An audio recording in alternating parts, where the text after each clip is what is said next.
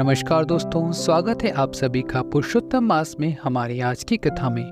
वृत्तासुर के पूर्वजन्म की इस कथा में कल हमने देखा कि निसंतान राजा चित्रकेतु को महर्षि अंगिरा की कृपा से पुत्र की तो प्राप्ति होती है, लेकिन अत्यंत अल्पायु होने के कारण वह पुत्र कुछ ही दिनों में अपना शरीर त्याग देता है और परिणाम स्वरूप राजा और रानी गहरे शोक सागर में डूब जाते हैं।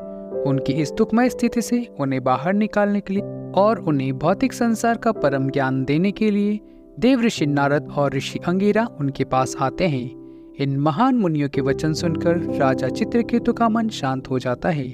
वे अपने पुत्र का अंतिम संस्कार करते हैं और अंत में नारद मुनि राजा चित्रकेतु को परम भगवान श्री नारायण का एक विशेष मंत्र प्रदान करते हैं। इस मंत्र का ध्यान करते हुए राजा चित्रकेतु अपना शेष समय व्यतीत करते हैं और अंत में वे समस्त भौतिक कल्मशों से मुक्त होकर भगवान संकर्षण का दर्शन प्राप्त करते हैं। उनकी तपस्या के फलस्वरूप उन्हें विद्याधर के लोक के राजा के रूप में नियुक्त किया गया था। अब राजा चित्रकेतु भगवान द्वारा दिए गए दिव्य विमान में बैठकर संपूर्ण ब्रह्मांड में यात्रा करने लगे। सिद्धगण, चारण और महान ऋषि उनका गुणगान करते थे और राजा चित्रकेतु विद्याधर स्त्रियों से घिरे हुए रहकर भगवान का यशोगान करते रहते थे। इस प्रकार उन्होंने सुमेरु पर्वत की चोटियों में रहते हुए कई लाख वर्षों तक इस भौतिक ऐश्वर्य का भोग किया। एक समय की बात है, एक दिन राजा चित्रकेतु अपने विमान से कैलाश पर्वत के ऊपर से जा रहे थे। उस समय भगवान शिव महान ऋषियों की सभा में बैठे हुए थे और परम भगवान के विषय में चर्चा कर रहे थे। उन्होंने अपनी पत्नी पार्वती देवी को अपनी गोद में बिठाया हुआ था और यह संपूर्ण दृश्य देखकर राजा चित्रकेतु जोर जोर से हंसने लगे। उन्होंने कहा, यह कैसा आश्चर्य है। शिव जी संपूर्ण जगत के गुरु और तपस्वियों में अग्रणी हैं। वे वैदिक नियमों का कठोरता से पालन करते हैं, परंतु आज इतने महान संतों की सभा में उन्होंने अपनी पत्नी को गोद में इस प्रकार बिठाया हुआ है जैसे मानो कोई निर्लज्ज पुरुष हो। राजा चित्रकेतु के ये वचन सुनकर शिवजी मात्र मुस्कुराए और उन्होंने कुछ भी नहीं बोला। उनका ऐसा व्यवहार देखकर अन्य ऋषिगण भी शांत बने रहे, क्योंकि वे सब जानते थे वास्तव में राजा चित्रकेतु शिव जी की महान स्थिति का ही गुणगान कर रहे थे। ये दक्ष प्रजापति की भांति उनकी निंदा नहीं कर रहे थे। लेकिन राजा चित्रकेतु के इन वचनों ने माता पार्वती को अत्यंत कुपित कर दिया। वे अत्यंत क्रोधित हो उठी और रोषपूर्ण वचनों से कहने लगी, अरे अरे, कल के बने हुए इस राजा को हम जैसे निर्लज्जों को दंड देने के लिए किसने नियुक्त किया है? यह चित्रकेतु क्षत्रियों में सबसे अधम है, जिसने संपूर्ण जगत के गुरु शिव जी की निंदा करने का दुस्साहस किया है। अभिमानवश तुम यह सोच रहे हो कि तुम सर्वश्रेष्ठ हो, लेकिन वास्तव में तुम भगवान विष्णु के चरण कमलों को प्राप्त करने के अधिकारी नहीं हो। अरे दुष्ट, जाओ, मैं तुम्हें शाप देती हूँ। तुम्हारा जन्म अब असुर योनि में होगा।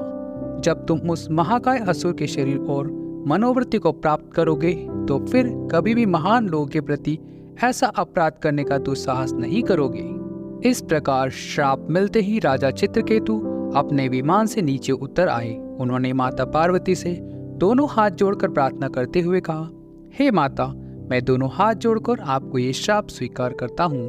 वास्तव में यह संसार निरंतर बहती हुई नदी के समान है और इसलिए यह एक के बाद एक विभिन्न परिस्थितियों का निर्माण होता रहता है।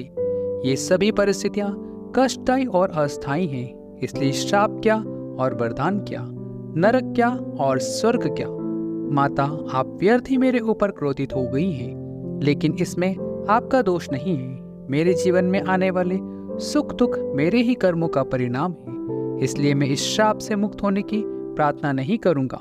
मेरे जैसे व्यवहार से आपको दुख पहुंचा है, उसके लिए आप कृपया मुझे क्षमा कर दीजिए। इतना कहकर राजा चित्रकेतु निर्भीक होकर प्रसन्न मुख से अपने विमान में बैठकर वहां से चले गए, क्योंकि वे जानते थे कि वास्तव में यह भगवान की इच्छा है, जिससे वे अपने समस्त कर्मों से मुक्त होकर शीघ्र ही भगवान का दिव्य धाम और नित्य संग प्राप्त करें। वास्तव में राजा चित्रकेतु के मन में शिव जी की निंदा करने की कोई भावना नहीं थी। यह मात्र भगवान के दो भक्तों के बीच होने वाले सामान्य हंसी मजाक का ही स्वरूप था। लेकिन माता पार्वती यह नहीं समझ पाई और उन्होंने राजा चित्रकेतु को श्राप दे दिया। शिव जी ये बात जानते थे, इसलिए वे शांत बने रहे। उन्होंने माता पार्वती से कहा, हे देवी, क्या अब तुम्हें वैष्णवों की महानता का बोध हो गया है? ऐसे भक्तों का उद्देश्य एकमात्र भगवान की सेवा ही होती है। वे जीवन की प्रत्येक स्थिति में निर्भीक बने रहते हैं, चाहे स्वर्ग हो या नर्क। वास्तव में महाराजा चित्रकेतु भगवान के अत्यंत प्रिय भक्त हैं। वे सभी प्राणियों के प्रति समभाव रखते हैं, इसलिए उनके वचन मेरे लिए द्वेषपूर्ण नहीं थे। मैं भी भगवान नारायण को अत्यंत प्रिय हूँ और इसलिए किसी को भी हमारे बीच के इस आसक्ति एवं थोड़े से मुक्त व्यवहार से विचलित नहीं होना चाहिए था। राजा चित्रकेतु की महानता और विनम्रता को देखकर एवं भगवान शिव के वचनों को सुनकर माता पार्वती को लज्जा आती है और वही राजा चित्रकेतु अगले जन्म में त्वष्टा के यज्ञ से उत्पन्न वृत्रासुर वाले उन्होंने असुर योनि में जन्म लिया था। लेकिन भगवान के परम भक्त होने के कारण उन्हें अपनी दिव्य स्थिति का ज्ञान था और किसी भी स्थिति में उनकी कृष्ण भक्ति पर कोई आंच नहीं आई। तो यह थी वृत्रासुर के पूर्व जन्म की कथा। यह कथा आपको कैसी लगी और इससे आपने क्या सीखा, यह हमें नीचे कमेंट बॉक्स में लिखकर जरूर बताइएगा।